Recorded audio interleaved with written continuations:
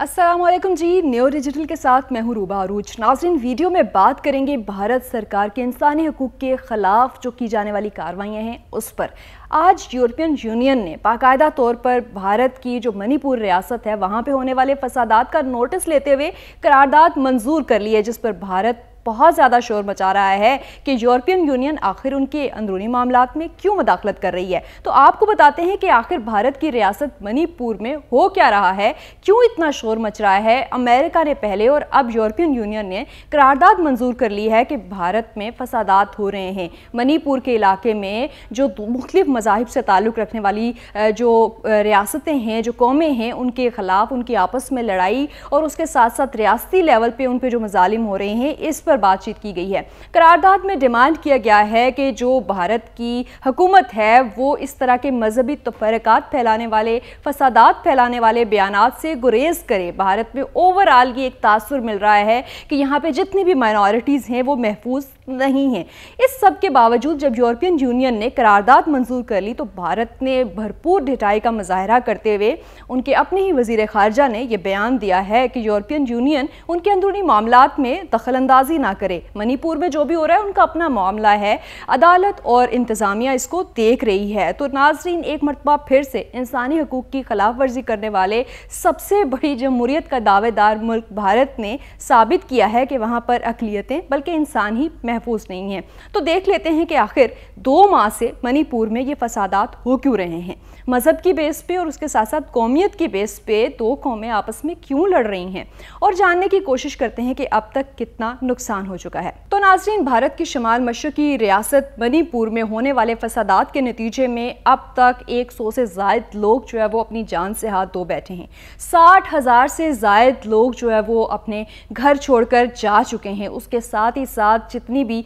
मजहबी इबादत गाहें हैं उनको उड़ा दिया गया है, जला दिया गया है। सिमिलरली वहाँ पर MLAs के घर महफूज नहीं हैं। वहाँ पे जो किसी दूसरी मज़हब से या कौम से ताल्लुक़ रखने वाले लोग हैं उन्हें दिन दिहाड़े जला दिया जाता है। इस तरह के फसादात पिछले 2 माह से रेगुलर रिपोर्ट हो रहे हैं भारत की रियासत मणिपुर से। ऐसा क्यों हो रहा है, इसकी बैकग्राउंड भी आपको बताएंगे। नाज़रीन, मणिपुर बेसिकली जो भारत की रियासत है वहाँ पे 2 मज़ाहिब से ताल्लुक़ रखने वाले, बल्कि मुस्लिम भी मौजूद हैं, 3 मज़ाहिब से ताल्लुक़ रखने वाली कौमें आबाद हैं, जिनमें एक जो है वो हिंदू कौम है। उसके साथ ही साथ सेकंड नंबर पे वहाँ पे जो मसीही कौम है वो भी बसती है और उनका इस रियासत के जो रिमोट एरियाज़ हैं वहाँ पे बहुत ज़्यादा होल्ड है। वहाँ पे इनको कबायली जो है वो कहा जाता है और इनके पास बहुत सी रिज़र्व सीट्स भी होती हैं और साथ साथ ये राइट्स भी होते हैं कि इनके पास जो ज़मीन है वो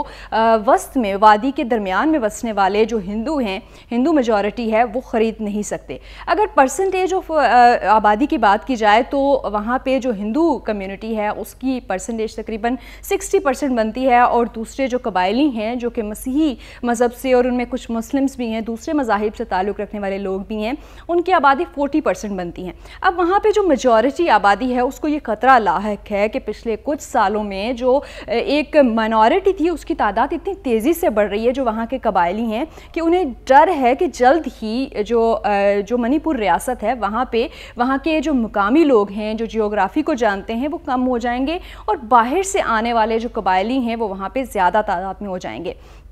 इसी सारी सिचुएशन में जब ये लोग एक दूसरे को नीचा दिखाने की कोशिश कर रहे थे तो वहाँ की अदालत ने एक स्टेटमेंट जारी की, एक हुक्मनामा जारी किया जिसमें जो उनकी हिंदू मेजॉरिटी आबादी है उसको ये राइट दिया कि यहाँ पे ये इसको सबसे बेहतर जो है वो ट्राइब के तौर पर माना जाएगा और उसको साथ साथ जो है वो एक रजिस्टर्ड ट्राइब के तौर पे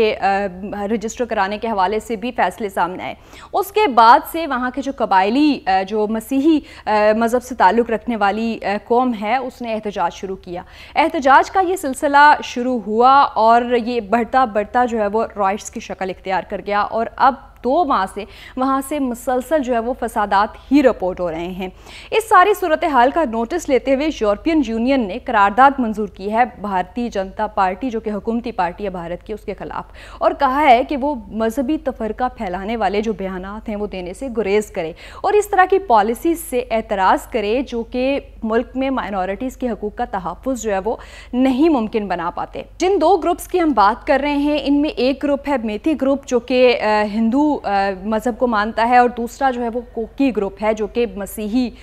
جو قوم ہے وہ کہلاتی ہے. ان دونوں کے درمیان یہ فسادات اتنے بڑھ چکے ہیں کہ اب معاملہ یورپین یونین تک پہنچ چکا ہے. ناظرین یہاں پہ تھوڑا سا ایک ہم دنیا کے طاقتور اداروں کی منافقت بھی آپ کو بتائیں گے اور اس کے ساتھ ساتھ جو بھارتی حکومت ہے وہ کس طرح سے مینیپولیٹ کرتی ہے اپنے اندرونی معاملات کو اور باہر یہ دکھاتی ہے کہ ہم سب سے بڑی جمہوریت ہیں. اس سے پہلے بھارت میں جو مذہبی بیسس پہ فسادات یا مظالم ہوتے تھے وہ مسلمز کے اگینسٹ ہوتے تھے یا پھر جو ہے وہ سکھ کمیونٹی کے اگینسٹ بھی بہت سے مظالم رپورٹ ہوئے. لیکن اس مرتبہ معاملہ جو ہے وہ منی پور کی ریاست میں موجود مسیحی برادری کا ہے اور مسیحی برادری کے خلاف یہ مظالم جو ہے وہ یورپی ممالک نے برداشت نہیں کیے. یہی وجہ ہے کہ یورپین یونین میں اب باقاعدہ قرارداد منظور ہو گئی ہے. اور اچھی بات یہ ہے کہ دنیا کے طاقتور جو قومیں ہیں جو ڈیسیژن میکرز ہیں ہیومن رائٹس کے دعوے دار ہیں انہیں اب بھارت کے مظالم نظر آنا شروع ہو گئے ہیں. دوسرا بھارت کی بھی ڈپلومیسی کہہ لیں یا پھر جو ہے وہ اس کو منافقت کہہ لیں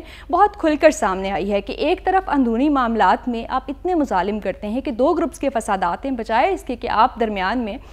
جو ہے وہ ان کے درمیان صلح کرانے کی کوئی کوشش کریں. آپ کسی گروپ کے ساتھ مل جاتے ہیں بطور ریاست اور ایک گروپ کو پیسنا شروع کر دیتے ہیں, اس کو دہشت گرد بھی آپ ثابت کرتے ہیں, اس کے ساتھ ساتھ یہ بھی ثابت کرتے ہیں کہ یہ ہمسایہ ملک میانمار بنگلہ دیش سے اسلحہ لے کے آتے ہیں, منشیات کی اسمگلنگ کرتے ہیں اور اس طرح کے بہت سے الزامات لگا کے جو آلریڈی باغی گروپس ہیں ان کو آپ مزید اپنے خلاف کر لیتے ہیں. تو یہ بھی بھارت کا رول کھل کے اب دنیا کے سامنے آیا ہے اور یورپین یونین کی یہ قرارداد یقیناً بھارت جو کہ اس وقت اسپیشلی مودی کی حکومت جو کہ اپنے آپ کو اقتصادی طور پر دنیا کے سامنے منوانے کے لیے کوشاں ہے, انسانی حقوق اور مذہبی بیسس پہ ان فسادات کی وجہ سے وہ ساری پرفارمنس ایک طرف ہو کے رہ گئی ہے. اور آج بھی بھارت جو ہے وہ ایک قدامت پسند, مذہبی شدت پسند اور انسانی حقوق کی خلاف ورزی کرنے والے ملک کے طور پر دنیا میں سامنے آیا ہے اور اس کی تصدیق یورپین یونین میں بیٹھے 27 سے زیادہ ممالک نے اپنی قرارداد کے ذریعے کر دی ہے.